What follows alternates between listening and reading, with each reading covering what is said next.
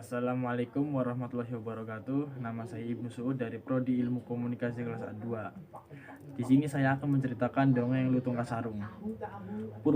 Purbasari mempunyai kakak bernama Purbararang. Ia tidak setuju jika adiknya diangkat sebagai pengganti ayah mereka. Kemarahan sudah melebihi batas hingga timbul niat jahat untuk mencelakakan adiknya. Dia minta tolong kepada nenek sihir untuk mengguna-guna Purbasari, sehingga kulit Purbasari pun muncul total hitam karena guna-guna nenek sihir itu. Inilah kesempatan Purbararang untuk mengusir adiknya dan menggantikan adiknya menjadi ratu. Dengan sangat teganya, Purbararang mengutus seseorang untuk mengasingkan Purbasari di tengah-tengah hutan yang sepi. Begitu tiba di hutan, orang suruhan tadi mempunyai niat baik kepada Purbasari dan dibuatkan gubuk di tengah hutan untuk Purbasari. Dengan tulus orang itu menasihati Purbasari agar selalu tabah dan sabar menghadapi cobaan ini. Tuhan pasti selalu bersama Purbasari. Sang putri pun mengucapkan terima kasih kepada orang itu.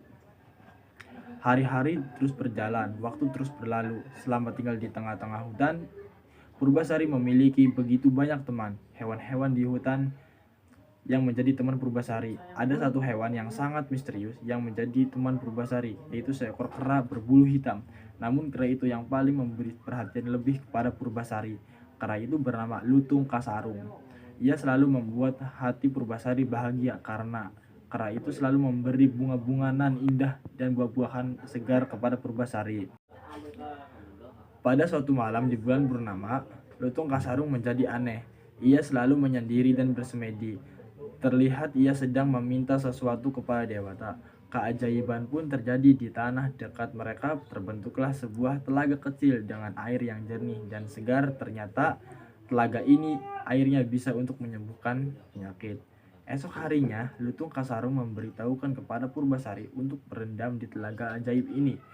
Akhirnya Purbasari pun menyetujui permintaan Lutung Kasarung dan tidak lama setelah berendam di telaga tersebut, kulitnya yang semula bertotal hitam kini menjadi bersih dan kembali menjadi cantik. Purbasari sangat gembira sekali akhirnya guna-guna itu hilang dan sembuh.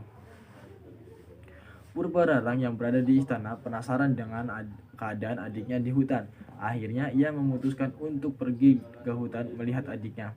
Di perjalanan Purbararang ditemani oleh tenangannya dan para pengawalnya. Namun apa yang terjadi? Ketika sampai di hutan, Purbararang bertemu dengan Purbasari dan saling berhadapan. Purbararang sungguh tak percaya melihat keadaan adiknya yang sembuh total dari guna-guna penyihir itu. Dengan hati yang dengki, akhirnya Purbararang tidak ingin malu. Ia mengajak Purbasari untuk beradu rambutnya. Siapa yang punya rambut panjang, ia yang menang. Pada awalnya Purbasari tidak mau. Namun karena desakan kakaknya, akhirnya Purbasari mau menerima tantangan itu. Dan ternyata rambut Purbasari lah yang lebih panjang.